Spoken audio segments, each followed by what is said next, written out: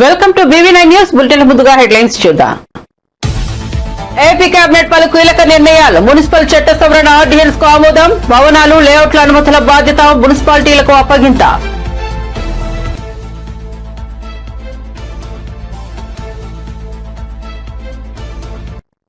గత కొంతకాలంగా అనారోగ్యంతో బాధపడుతున్న ఫిష్ వెంకట్ సినిమాలకు దూరం కావడంతో ఆర్థికంగానూ ఇబ్బందులు. సాయం కోసం భార్య సూచనతో పవన్ ను కలిసిన వెంకట్ 2 లక్షల ఆర్థిక సాయంతో పాటు ఆయన చికిత్సకు సహకరిస్తారని పవన్ హామీ. బోరుగడ్డకు షాక్ ఇచ్చిన హైకోర్టు. ముందస్తు బెయిల్ పిటిషన్ కొట్టివేత. అసభ్యకరమైన పోస్టులు పెట్టడమే పనిగా పెట్టుకున్నారా అంటూ సీరియస్. ఇలాంటి వారిని క్షమించడానికి వీల్లేదని తేల్చి చెప్పిన జడ్జ్.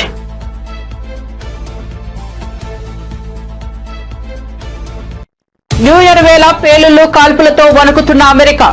అబుజుదా రైట్ క్లబ్ లో కాల్పుల ఘటనలో 11 మందికి గాయాలు.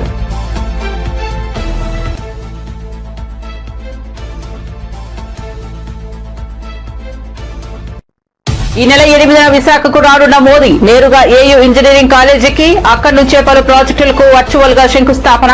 హాజరు కానున్న CM Chandrababu, deputy CM Pawan Kalyan.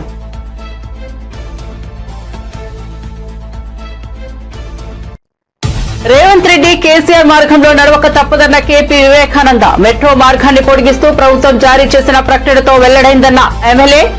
Medchal, Shamirpet వరకు మెట్రో పొడిగింపు ప్రజల విజయమని వ్యాఖ్య.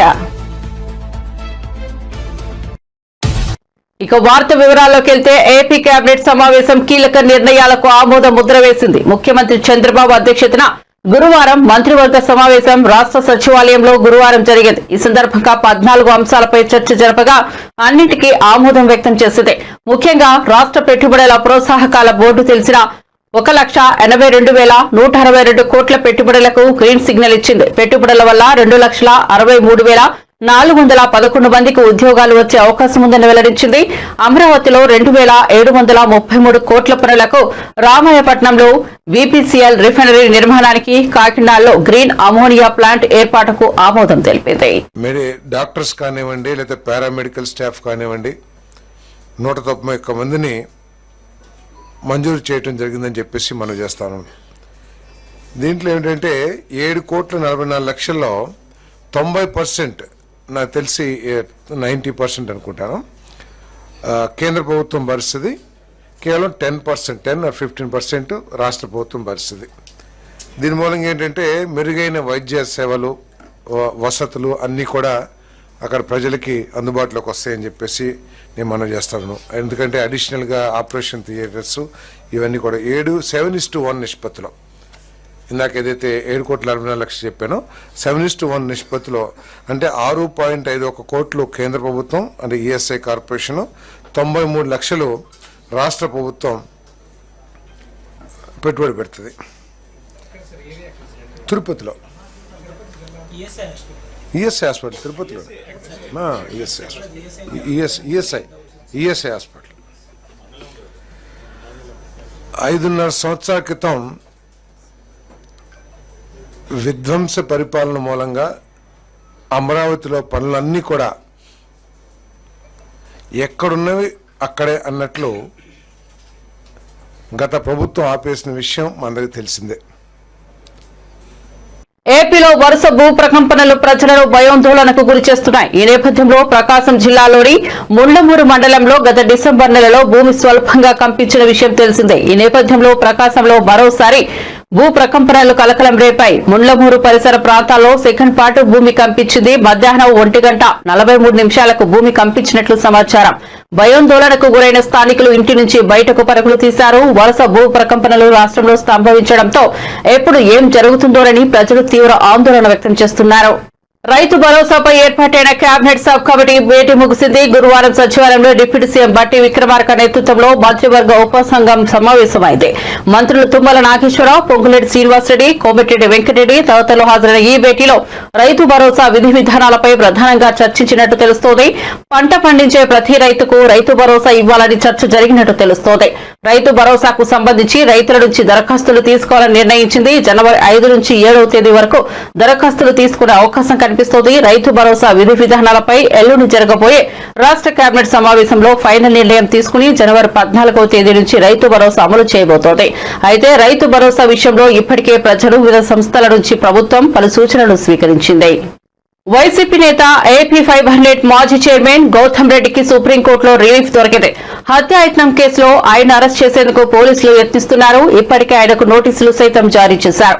అరెస్టు చేస్తారనే ప్రచారంతో కొద్ది రోజులుగా అజ్ఞాతంలోకి వెళ్లారు. ఈ నేపథ్యంలో ఆయనకు ఊరట లభించింది. తనపై ఎలాంటి తీవ్రమైన చర్యలు తీసుకోవద్దని సుప్రీంకోర్టులో గౌతమ్ రెడ్డి పిటిషన్ దాఖలు చేశారు. ఈ పిటిషన్ పై ధర్మాసనం విచారణ జరిపింది. గౌతమ్ రెడ్డి అభ్యర్థులతో ఏకీభవించింది. తదుపరి విచారణ వరకు ఎలాంటి తీవ్రమైన చర్యలు తీసుకోవద్దని ఉత్తర్వులు జారీ చేసింది. అంతేకాదు ప్రభుత్వానికి ఫిర్యాదుదారులకు నోటీసులు జారీ చేసింది. ప్రధాని నరేంద్ర మోదీ ఈ నెల 8న ఆంధ్రప్రదేశ్ లో పర్యటించనున్నారు. ఈ టూర్ కు సంబంధించి ప్రధాని కార్యాలయం ఏపీ అధికారులకు సమాచారం అందించింది. ఈ నెల 8న ప్రధాని మోదీ విశాఖపట్నంలో ల్యాండ్ అవుతారని, అక్కడి నుంచి నేరుగా ఆంధ్ర యూనివర్సిటీ చేరుకుంటారని తెలుస్తోంది. AP CM Chandrababu, deputy CM Pawan Kalyan ప్రధానికి స్వాగతం పలుకుతారని అధికారులు తెలిపారు.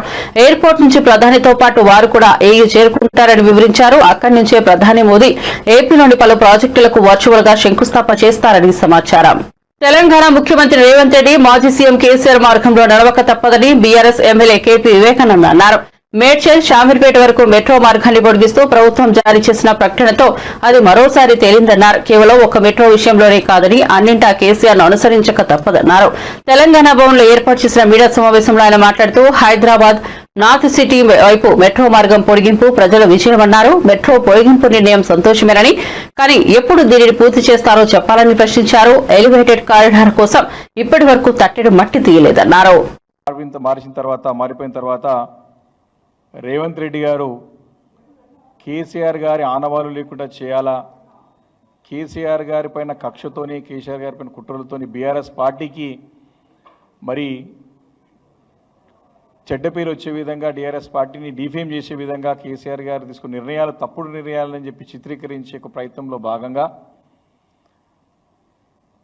వారు అధికారంలో రాగానే బీఆర్ఎస్ పార్టీ తీసుకున్నటువంటి అప్పట్లో ప్రభుత్వంలో కేసీఆర్ గారు తీసుకున్న అనేక నిర్ణయాలని మరి వ్యతిరేకిస్తూ అమలయ్యే పనులను కూడా క్యాన్సిల్ చేసి ఇవన్నీ తప్పుడు నిర్ణయాలని చెప్పే ప్రయత్నం గత సంవత్సరం కాలం పాటు అంతా కూడా చేసినాడు.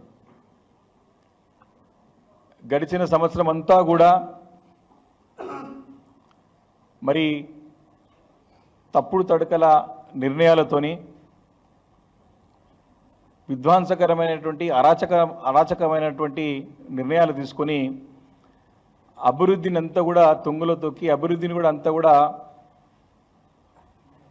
నడ్డి విడిచే విధంగా, అంటే అభివృద్ధి ముందుకు తీసుకుపోయే విధంగా కాకుండా అన్నీ కూడా గత సంవత్సరం కాలం పాటు ప్రభుత్వం వచ్చిన తర్వాత మొన్న 31 డిసెంబర్ వరకు కూడా అన్ని నిర్ణయాలు కూడా తిరోగమన నిర్ణయాలే, అన్నీ కూడా తుగ్లక్ నిర్ణయాలే.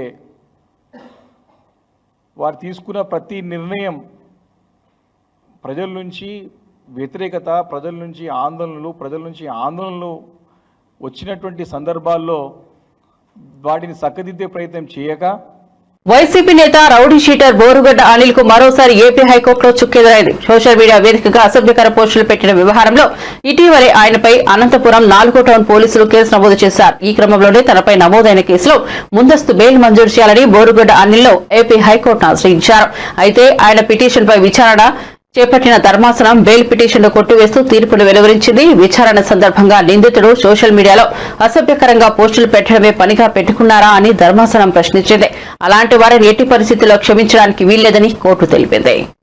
బీసీల పేరుతో ధర్నా చేయాలని నిర్ణయించిన బీఆర్ఎస్ ఎమ్మెల్సీ కల్వకుంట్ల కవితకు టీపీసీసీ అధ్యక్షుడు మహేష్ కుమార్ గౌడ్ కొన్ని ప్రశ్నలు వేసి సమాధానం చెప్పాలని డిమాండ్ చేశారు. ఈ మేరకు ఆయన ఒక ప్రకటన విడుదల చేశారు. 10 ఏళ్లుగా అధికారంలో ఉన్న బీఆర్ఎస్ పార్టీ బీసీలను వంచడమే కాకుండా వారికి న్యాయం అందాల్సిన నిధులను ఏ ఒక్క ఏడాదిలో కూడా ఖర్చు చేయకుండా వాటిని నిట్టనిలువుగా ఉంచిందని తెలిపారు.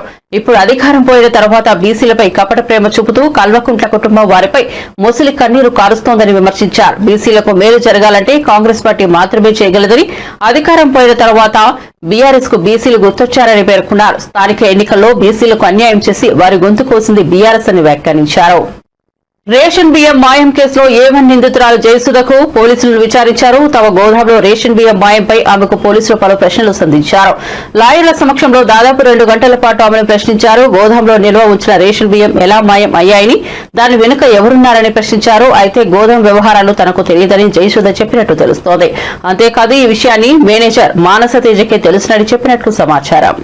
రాష్ట్ర ప్రభుత్వం వెంటనే పంట బీమా అమలు చేయాలని, ప్రకృతి వైపరీత్యాలు వచ్చినప్పుడు ఎవరో వస్తారు, సాయం చేస్తారు అనే పరిస్థితి లేకుండా వారికి భరోసా కల్పించాలని బీజేపీ ఎంపీ మాజీ మంత్రి ఈటెల రాజేందర్ డిమాండ్ చేశారు. రైతుల సంక్షేమానికి పీఎం కిసాన్ సహాయం, ఎరువుల సబ్సిడీ పెంచుతూ ఫసల్ బీమా పరిధిని విస్తరిస్తూ కేంద్ర కేబినెట్ తీసుకున్న నిర్ణయాల పట్ల ఆయన హర్షాతిరేకాలు వ్యక్తం చేశారు. అత్యాధునిక సాంకేతికతను దేశానికి అందించడమే కాదు, రైతాంగానికి, వ్యవసాయానికి కూడా ప్రధాని నరేంద్ర మోదీ ప్రభుత్వం అంతే పెద్దపీట వేస్తోందన్నారు.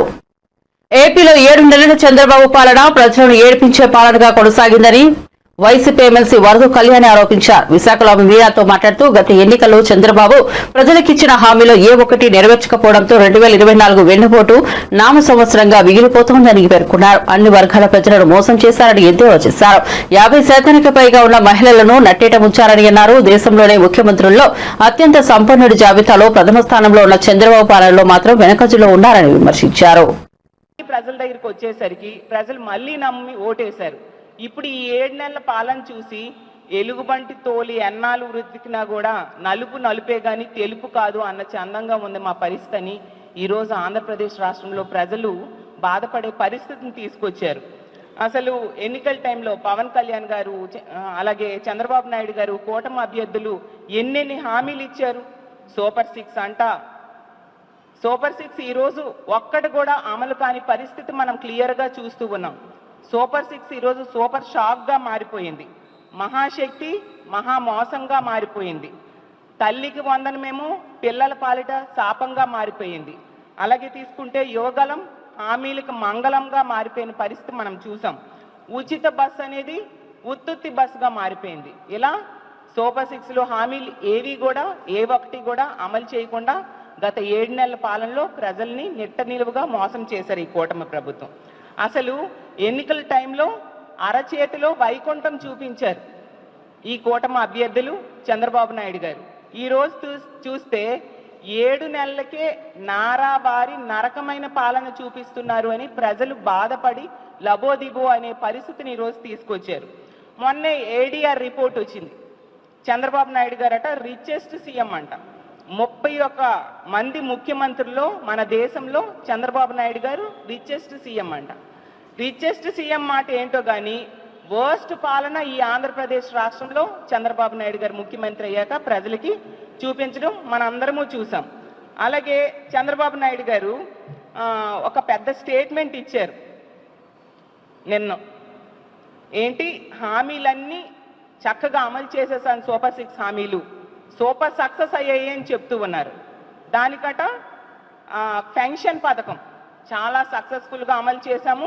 నేను సవాల్ చేస్తున్నాను ప్రతిపక్షాల వాళ్ళకి, అసలు ఇంత బాగా పెన్షన్ 4000 ఇచ్చి అమలు చేసే వాళ్ళు ఎవరైనా ఉన్నారా అనేసి అంటూ సవాల్ విసిరారు.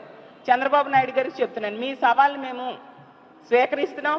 మీ మహిళా అధ్యక్షురాలను పిలవండి, నేను కూడా ఒక మహిళా అధ్యక్షురాలుగా వస్తాను. మీరు సూపర్ 6లో ఏ హామీలు అమలు చేశారో చెప్పమనండి. మీరు ఏ విధంగా మోసం చేశారో మేము చెప్తాము. ఎంత ఘోరమైన పరిస్థితి అంటే ఈ పెన్షన్ అనే పథకం సూపర్ 6లో ఉందా లేదా కూడా చంద్రబాబు నాయుడు గారు మర్చిపోయారు. గత టైం అంటే 2014 నుంచి 19 మధ్య చంద్రబాబు నాయుడు గారు ముఖ్యమంత్రిగా ఉండేప్పుడు మేనిఫెస్టోని వెబ్సైట్లోంచి తీసేస్తే ఇప్పుడు మేనిఫెస్టోని మెమరీలోంచే చంద్రబాబు నాయుడు గారు తీసేసిన పరిస్థితి క్లియర్గా అర్థమవుతుంది. అంటే సూపర్ 6లో ఏమున్నాయి, తన మేనిఫెస్టోలో ఏం పెట్టారు అనేది కూడా చంద్రబాబు నాయుడు గారు మర్చిపోయి ఇలాంటి సవాళ్లు ప్రతిపక్షాలకి విసురుతూ ఉండడం నిజంగా సిగ్గుచేటు. అలాగే మీ చంద్రబాబు నాయుడు గారు మీరు హామీలు ఇవ్వడంలో హిట్ అయ్యారు తప్ప వాటిని అమలు చేయడంలో అట్టర్ ఫ్లాప్ అయ్యారని తెలియజేస్తూ ఉన్నాను. అలాగే మహిళలకు ఇచ్చిన ఏ హామీ నెరవేర్చలేదు సరికదా. ఈ రాష్ట్ర ప్రజలందరూ మీ మోసానికి దగాకి బలైపోయిన పరిస్థితి క్లియర్గా కనిపిస్తూ ఉంది. ఏ ఒక్క మహిళకైనా తల్లికి వందనం ఇచ్చారా? ఏ ఒక్క మహిళకైనా అమ్మఒడి ఇచ్చారా? ఏ ఒక్క మహిళకైనా ఫ్రీ బస్ ఎక్కించారా? ఏ ఒక్క మహిళకైనా ఇల్లు ఇచ్చారా? ఏ చదువుకునే బిడ్డకైనా ఫీజు రియంబర్స్మెంట్ ఇచ్చారా? అసలు ఏ హామీ ఎవరికైనా మీరిచ్చిన హామీల్లో ఏవైనా అమలు చేశారా అని నేను అడుగుతూ ఉన్నాను. అసలు ఒకవైపు చంద్రబాబు నాయుడు గారు, ఇంకోవైపు ఏమో పవన్ కళ్యాణ్ గారు, ఇంకోవైపు కూటమి అభ్యర్థులు మీరిచ్చిన హామీలు అసలు కోటలు దాటే. బాండ్స్, గ్యారంటీ బాండ్స్ ఇవ్వడం జరిగింది. లక్షలు అకౌంట్లో పడిపోతాయని చెప్పారు. ఓట్లు వేయకపోతే డబ్బులు మిస్ అయిపోతాయి అంటూ ప్రజల్ని నమ్మబలికారు. సైకిల్కి ఓటేస్తే ఫ్రీ బస్ ఎక్కేయొచ్చు అని చెప్పారు. గ్లాస్కు ఓటేస్తే ఏ క్లాస్ ఉద్యోగాలు వచ్చేస్తాయి అన్నారు. పువ్వుకు ఓటేస్తే పువ్వుల్లో పెట్టి 1500 రూపాయలు మహాశక్తి పథకం ద్వారా ప్రతి నెల మహిళల అకౌంట్లో. తెలంగాణ హైకోర్టు ప్రధాన న్యాయమూర్తి వెంటనే జోక్యం చేసుకుని పూర్తి స్థాయిలో జడ్జిల నియామకానికి చర్యలు చేపట్టాలని బీఆర్ఎస్ మాజీ ఎంపీ వినోద్ కుమార్ డిమాండ్ చేశారు. జడ్జీలు పూర్తి స్థాయిలో ఉంటేనే తెలంగాణకు న్యాయం జరుగుతుందన్నారు. తెలంగాణ భవన్లో వినోద్ కుమార్ మీడియాతో మాట్లాడారు. అదేవిధంగా మీరు మాకు 24 మంది జడ్జిలనే కేటాయించారు హైకోర్టుకి, తెలంగాణ హైకోర్టుకి. తెలంగాణ హైకోర్టులో చాలా కేసులు ఉన్నాయి. ఇది ఒక బాంబే మహానగరం తర్వాత హైదరాబాదే హ్యాపెనింగ్ సిటీ, ఒక కమర్షియల్ సిటీగా ఎదుగుతున్నది, ఒక కార్పొరేట్ వరల్డ్ వచ్చింది. కాబట్టి మాకు early justice, early disposal of the cases ఉండాలి అని రిక్వెస్ట్ చేసి మీరు 42 వరకు పెంచండి. మా రాష్ట్ర ప్రభుత్వము, మా ముఖ్యమంత్రి గారు మరి దానికి అయ్యేటువంటి ఎక్స్పెండిచర్, రికరింగ్ ఎక్స్పెండిచర్ అంతా కూడా మేము భరిస్తాము, సిద్ధంగా ఉన్నామని చెప్పి నేను పార్లమెంట్లో మరి లోక్సభలో అడిగిన ప్రశ్నకి మరి ఆనాటి న్యాయశాఖ మంత్రి రవిశంకర్ ప్రసాద్ గారు మరి సుముఖాన్ని వ్యక్తపరచడం, తదనంతరము మరి కొంత కాలయాపన జరిగినప్పటికీ మరి సుప్రీంకోర్టు చీఫ్ జస్టిస్గా ఎన్వి రమణ గారు చీఫ్ జస్టిస్గా అయిన వెంటనే మరి దాన్ని పరిష్కరించి తెలంగాణ రాష్ట్ర హైకోర్టుకి శాంక్షన్ స్ట్రెంగ్త్ హైకోర్టు జడ్జెస్కి 42కు పెంచడం జరిగింది. మరి నేటికి 6 సంవత్సరాలు అయినప్పుడు కూడా 42 మంది జడ్జిలు సంపూర్ణంగా రిక్రూట్మెంట్ కావడం లేదు. ఇప్పుడే మా పార్టీ లీగల్ సెల్ కన్వీనర్ మరి హైకోర్టులో సీనియర్ అడ్వకేట్ భరత్ గారు ఏం చెప్తున్నారంటే 27 మందే ఉన్నారన్న ఇప్పుడు, అంటే 3 + 12 15 ఖాళీలు ఉన్నాయి ఇవాళ హైకోర్టులో. ఎందుకు ఖాళీలు ఉండాలి? ఇవాళ వెనకబడ్డ తరగతుల నుండి చాలామంది మంచి మేధస్సు కలిగినటువంటి న్యాయవాదులు ఎదిగినారు హైకోర్టులో. ఇవాళ షెడ్యూల్ తెగలు, షెడ్యూల్ ట్రైబ్స్ ఒక్కరు కూడా లేరు ఇవాళ హైకోర్టులో. త్వరలోనే స్థానిక సంస్థల ఎన్నికలు ఉంటాయని మంత్రి పొన్నం ప్రభాకర్ అన్నారు. ప్రతి గ్రామంలో కాంగ్రెస్ జెండా ఎగరాలని, స్థానిక సంస్థల ఎన్నికల్లో గెలిపే లక్ష్యంగా పనిచేయాలని పార్టీ కార్యకర్తలకు ఆయన సూచించారు. గురువారం సిద్దిపేట జిల్లా కోహ్లీలో పర్యటించి కార్యకర్తలతో సమావేశమయ్యారు. ఈ సందర్భంగా మాట్లాడుతూ లోకల్ బాడీ ఎలక్షన్స్ కోసం ఇప్పటి నుంచే నేతలు వ్యూహాత్మకంగా పనిచేయాలని, ప్రభుత్వం అమలు చేస్తున్న పథకాలను ప్రజల్లోకి పెద్ద ఎత్తున తీసుకెళ్లాలని సూచించారు. వ్యవసాయం, రైతు సంక్షేమం కోసం 30,000 కోట్లు కేటాయించామని చెప్పారు. అర్హులైన వారందరికీ ఇందిరమ్మ ఇండ్లు, హుస్నాబాద్ కు 250 పడకల హాస్పిటల్ మంజూరైందని చెప్పారు. న్యూ ఇయర్ వేడుకల వేళ గోవాలో దారుణం జరిగింది. కొత్త సంవత్సరం వేడుకలకు గోవా వెళ్లిన ఆంధ్రప్రదేశ్ యువకుడిని దారుణంగా హత్య చేశారు. ఈ ఘటన ఆలస్యంగా వెలుగు చూసింది. న్యూ ఇయర్ వేడుకల కోసం తాడేపల్లిగూడెం నుంచి ఓ 8 మంది యువకులు గోవా వెళ్లారు. డిసెంబర్ 29వ తేదీ అర్ధరాత్రి గోవాలోని ఓ రెస్టారెంట్ లో 8 మంది దిగారు. 31న అర్ధరాత్రి ఫుడ్ ఆర్డర్ విషయంలో వీరికి రెస్టారెంట్ సిబ్బందికి మధ్య తీవ్ర వాగ్వాదం చోటు చేసుకుంది. ఫుడ్ రేట్ల గురించి ప్రశ్నించిన యువకులపై రెస్టారెంట్ నిర్వాహకులు దాడికి పాల్పడ్డారు. ఈ దాడిలో రవితేజ అనే యువకుడు తీవ్రంగా గాయపడ్డాడు. చికిత్స నిమిత్తం ఆసుపత్రికి తరలిస్తుండగా రవితేజ ప్రాణాలు కోల్పోయారు. ఈ ఘటనపై రవితేజ తల్లిదండ్రులు పోలీసులకు ఫిర్యాదు చేశారు. కేసు నమోదు చేసుకున్న పోలీసులు దర్యాప్తు చేపట్టారు. అమెరికాలోని లూసియానా రాష్ట్రం న్యూ ఆర్లియన్స్ నగరంలో బుధవారం రోజు జలంపైకి ట్రక్కు దూసుకెళ్లిన ఘటన చనిపోయిన వారి సంఖ్య 15కు చేరుకుంది. దీనికి సంబంధించిన కీలక వివరాలను అమెరికా అధ్యక్షుడు జో బైడెన్ వెల్లడించారు. జలంపైకి ట్రక్కు నడిపిన వ్యక్తి పేరు షంషుద్దీన్ జబ్బార్ అని, అతడు అమెరికా పౌరుడేనని చెప్పారు. టెక్సాస్ లో జబ్బార్ నివసించేవాడని ఆయన తెలిపారు. గతంలో అమెరికా ఆర్మీలో జబ్బార్ పనిచేశాడని బైడెన్ పేర్కొన్నారు. జనంపైకి జబ్బార్ నడిపిన ట్రక్కులో ఐసిస్ జెండాను గుర్తించామన్నారు. ట్రక్కు దాడి చేయడానికి ముందు అతడు సోషల్ మీడియాలో పోస్టును బట్టి ఇస్లామిక్ స్టేట్ ఉగ్రవాద గ్రూపు నుంచి ప్రేరణ పొందారని తేలిందని పేర్కొన్నారు. జబ్బార్ నడిపిన ట్రక్కులో పేడు పదార్థాలు కూడా లభ్యమయ్యాయని బైడెన్ చెప్పారు. ఇక ఇదే అంశంపై FBI assistant special agent incharge Alethea Duncan స్పందించారు. ట్రక్కు దాడి ఘటనలో జబ్బార్తో పాటు ఇంకొందరి పాత్ర to determine what happened, why it happened, whether there was any continuing threat to public safety. Here's what we know so far. The FBI has reported to me the killer was an American citizen, born in Texas. He served in the United States Army on active duty for many years. He also served in the Army Reserve until a few years ago. The FBI also reported to me that mere hours before the attack, he posted videos on social media indicating that he was inspired by ISIS, expressing a desire to kill. The ISIS flag was found in his vehicle, which he rented to conduct this attack. Possible explosives were found in the vehicle as well, and more explosives were found nearby. The situation is very fluid, and the investigation has a preliminary stage. And the fact is that right now, there you go. The law enforcement and intelligence community are continuing to look for any connections, associations, or co-conspirators. We have nothing additional to report at this time. The investigation is continuing to be active, and no one should jump to conclusions. I've directed my Attorney General, the FBI Director, the Secretary of Homeland Security, the head of the National Counterterrorism Center, and the intelligence community to work on this intensively until we have a full and complete information.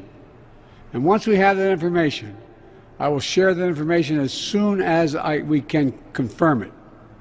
Additionally, we're tracking the explosion of a cyber truck outside the Trump Hotel in Las Vegas. Law enforcement and the intelligence community are investigating this as well, including whether there's any possible connection with the attack in New Orleans. Thus far, there's nothing to report on that score at this time. I've directed my team to make sure every resource is made available to federal, state, and local law enforcement to complete the investigation in New Orleans quickly and to make sure there's no remaining threat to the American people. And we'll support the people of New Orleans as they begin the hard work of healing.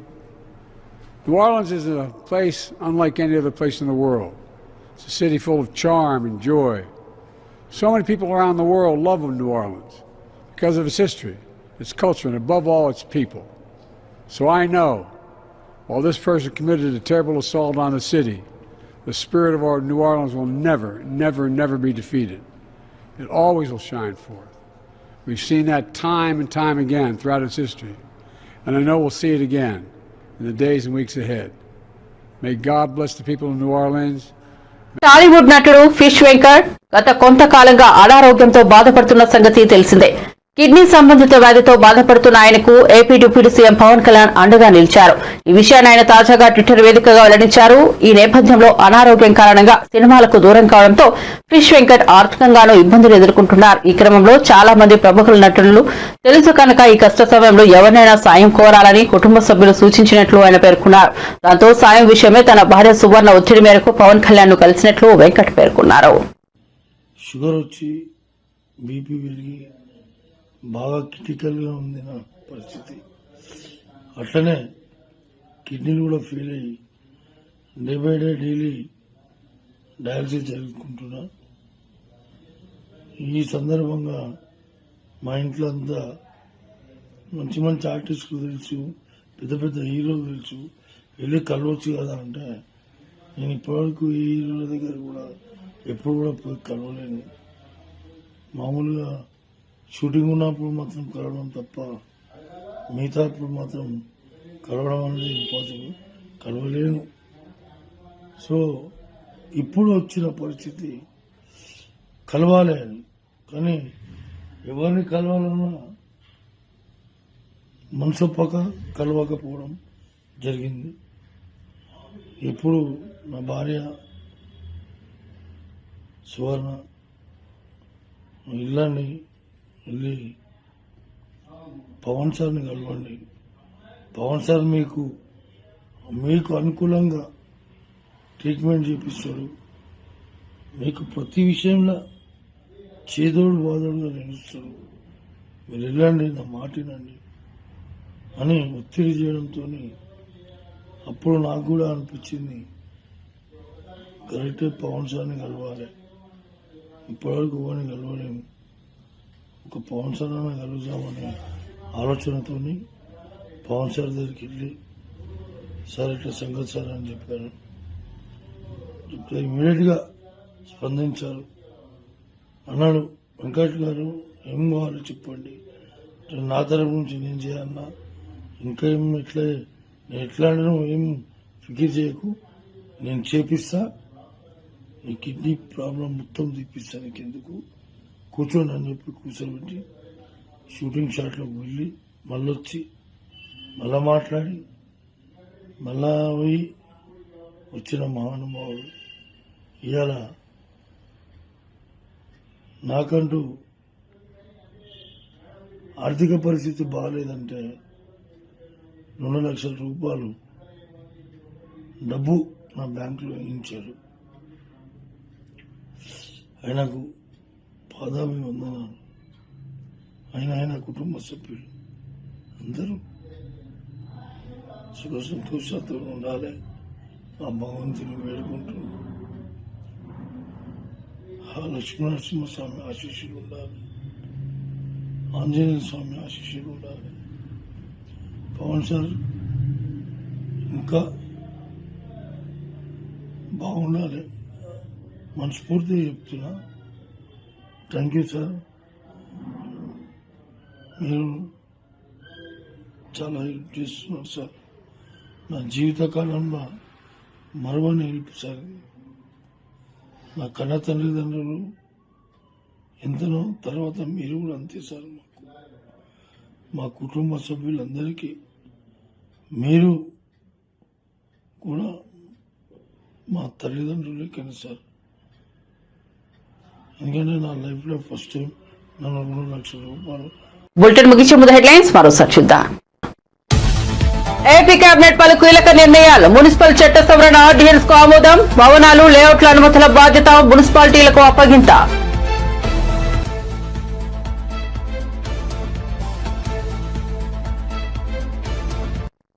గత కొంతకాలంగా అనారోగ్యంతో బాధపడుతున్న fish Venkat సినిమాలకు దూరం కావడంతో ఆర్థికంగానూ ఇబ్బందులు. సాయం కోసం బాల్య సూచనతో పవన్ ను కలిసిన వెంకట్ 2 లక్షల ఆర్థిక సాయంతో పాటు ఆయన చికిత్సకు సహకరిస్తారని పవన్ హామీ. బోరుగడ్డకు షాక్ ఇచ్చిన హైకోర్టు. ముందస్తు బెయిల్ పిటిషన్ కొట్టివేత. అసభ్యకరమైన పోస్టులు పెట్టడమే పనిగా పెట్టుకున్నారా అంటూ సీరియస్. ఇలాంటి వారిని క్షమించడానికి వీల్లేదని తేల్చి చెప్పిన జడ్జ్.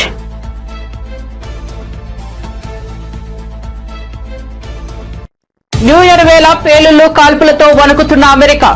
అబుజా రైట్ క్లబ్ లో కాల్పుల ఘటనలో 11 మందికి గాయాలు.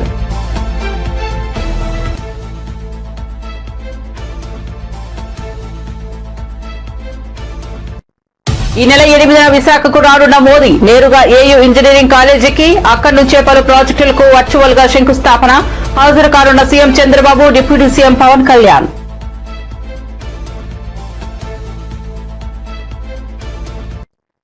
రేవంత్ రెడ్డి కేసీఆర్ మార్గంలో నడవక తప్పదన్న కేపీ వివేకానంద. మెట్రో మార్గాన్ని పొడిగిస్తూ ప్రభుత్వం జారీ చేసిన ప్రకటనతో వెల్లడైందన్న ఎమ్మెల్యే. మేడ్చల్, షామీర్పేట వరకు మెట్రో పొడిగింపు ప్రజల విజయమని వ్యాఖ్య.